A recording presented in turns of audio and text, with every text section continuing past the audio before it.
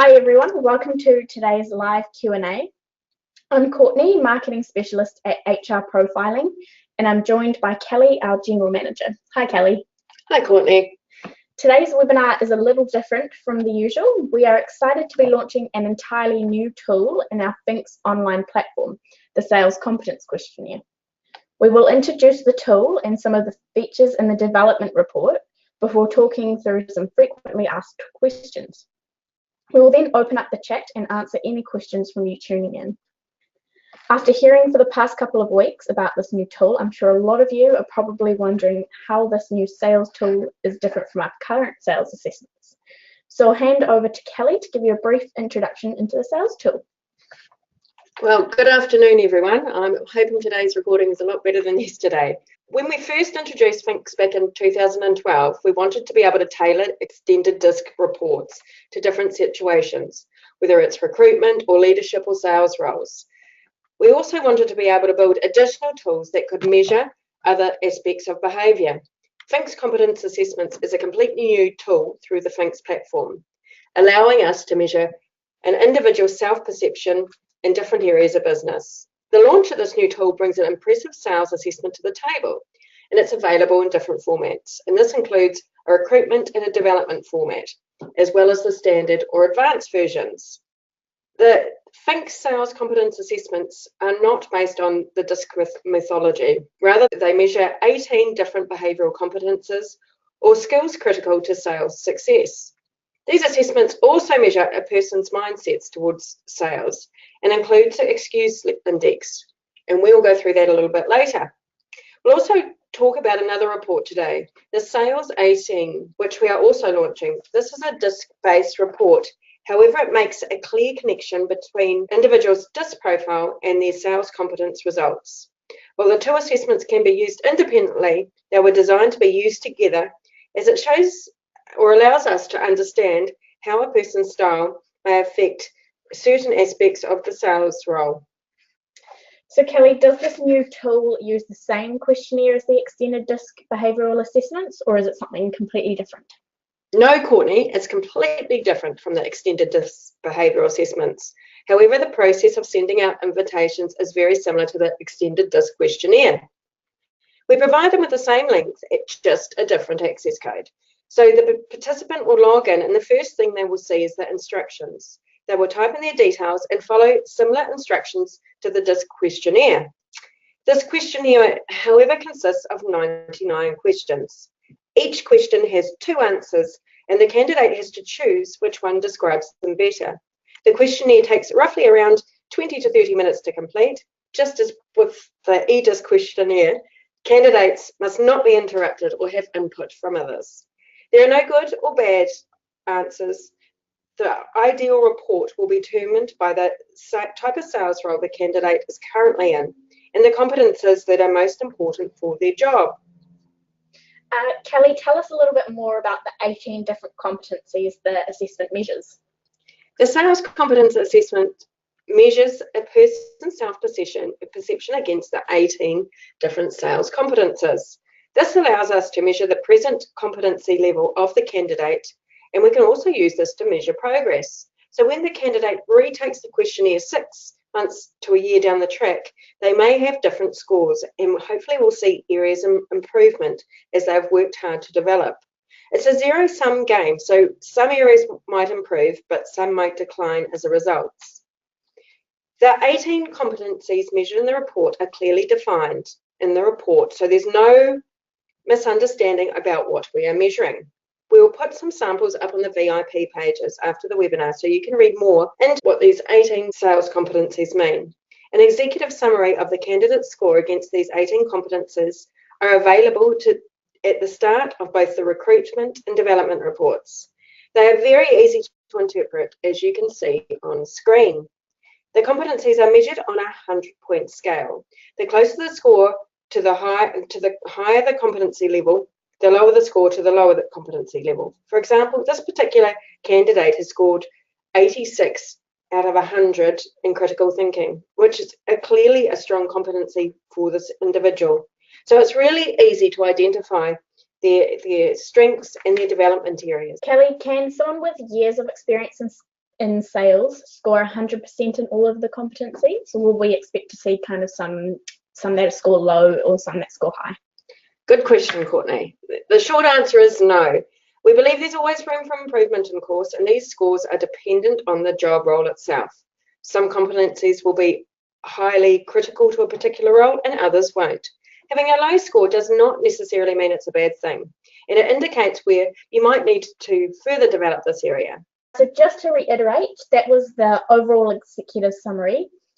Kelly, can you explain to us how we break down these competencies? The next section of the report we call the individual scores. Here we want to create a better understanding for the manager and the sales coach as to what this really means for the individual. We do this by defining what a high score might look like and a low score might look like. For example, this particular candidate scored 67 on building a rapport. So while it's not a particularly bad score, there's definitely room for improvement. If you look at the definitions of this person is more like a farmer than a hunter. They prefer to wait for opportunities to show up rather than actively pursuing new business. So the report clearly defines and measures these 18 sales competencies. However, it also identifies what we call mindsets. So Kelly, could you explain to us a little bit about what these mindsets are? Again, the sales mindsets are very clearly defined in the report. They describe the way you would naturally approach sales. They're more permanent and more spontaneous and likely to be emphasized when you're under pressure. Sales mindsets are also affected by your sales experience, your sales attitudes, and your current sales environment and sales skills.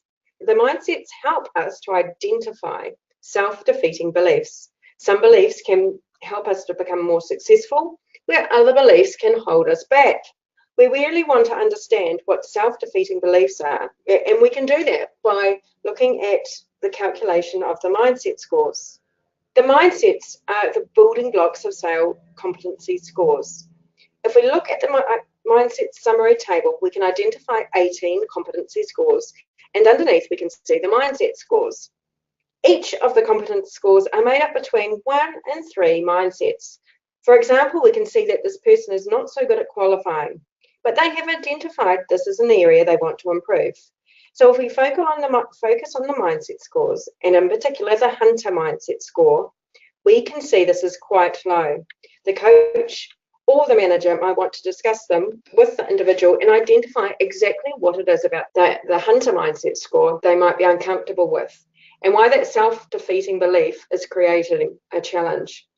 This would be one of the areas we would want to bring in the Sales FinxS 18 report, which is a new disc-based assessment. So we can look at how a person's natural hardwired behaviour might also affect or make it more challenging to develop certain areas. Using these tools together, we can be very focused on how exactly we need to develop these mindsets. And this report is available to be added into your FinxS account now, and results can be produced against other candidates that are already in your database. Yeah, so if you want access to that report, just email us and we'll add that for you. So Kelly, now that we have gathered all this information, what exactly can we do with it? Ultimately, we want to create a sales development plan. When we look at the 12 mindsets together with the 18 competences, we get 6 different scenarios, which are calculated from the different score combinations. We can look at competences that we need to use now, and when we have a high competence score and a high mindset score, this is clearly a strength. And we want to make sure the salesperson is using this now. Other competences may be things we need to forget at present, as developing these might take too much time. There may be other competencies that are more important to that person's sales role that will not take as much time to develop, which we need to focus on first. And we do have reading guides available that make it really easy to create a development plan. So these will be up on the VIP pages. Now, Kelly, we have this really cool feature in the reports called an excuse index. Can you tell us a little bit more about that? The concept of an excuse index also adds another dimension to interpret the results, as it does not focus so much on as if one has the competence, but more on how willing one is currently going to commit to using this competences in sales. In all area lives, there are things we find challenging or tedious for us, and we don't really want to do them. We make excuses. We put these off until we really need to do them. The same goes for sales. We can tend to make excuses. The excuse index indicates how much time a person is dedicating to sales tasks. For example, someone with excuse index of 25% is likely to be dedicating 75% of their time to sales tasks. This is one of those areas where we want to see a low score, as this tells us a person is dedicating a lot of time to sales tasks. I actually heard a really great tip from one of our overseas partners the other day. If you collate the excuse index scores from all the sales professionals in your sales team and calculate an average, you can identify the excuse index of your entire sales team. So this can help provide an indication of how well your sales team is performing. You would definitely be looking for the lower scores. And if you did see high scores, you would probably want to take action to ensure the team is on task. So perhaps a DISC team analysis could help in these situations, as there could be other issues pushing the excuse index of the team, so pushing it up. So this assessment, like the DISC reports, provides a starting point for development. So now that we know who we are, where do we go from here? Is there anything in the reports that can help us with these next steps, Kelly? Yes, of course there is. And the next section of the report is the development plan. There are 18 pages, one for each of the competences, that define the competence and what the person's sales score was. More importantly, the development plan gives us an overview of what the current competency score looks like in practice. This text is dynamic. If someone scores low in a particular competency, the text will differ from someone who scores a medium or a high score. We also provide very specific tips for development. These are unique to the salesperson's competence score. If you look at the tips on screen, you will see that building a rapport is a strength for the candidate, and they should not become overly confident in their ability. The report also provides development questions for each of the 18 competences. Again, these are unique to each person. So if someone has a medium score in a particular area, they will receive a different set of questions compared to someone with a high score. These questions can be used by the sales coach or as a sales manager, as they can provide discussion starters and coaching sessions for the individual and coach to work through. So now that we've heard about the sales competence assessments, can we have a bit of an overview about the FinxS Sales 18 assessment? Yes, Courtney. The FinxS Sales 18 assessment is a new DISC-based behavioural analysis we're introducing into our range of reports. The FinxS Sales 18 identifies a sales professional natural hardwired behaviours and behavioural tendencies in the same competencies measured by the Sales Competence Assessment. The assessment uncovers the similarities and differences between their natural behavioural style and their current level of competence. Each of the 18 competences is deconstructed into individual behavioural competences to allow for a very clear identification of an individual's unique sales strengths and development areas. Flexibility diamonds also provide a visual representation of the required behaviours to succeed in each of the 18 competences and compare this to the sales professional on the diamond.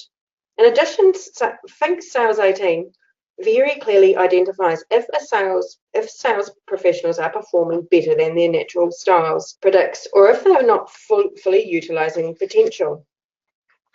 So now that we've heard about the different reports available, Kelly, can you tell us how much these cost? And this is the best part. The sales competence assessments consume only 7 points to generate the report.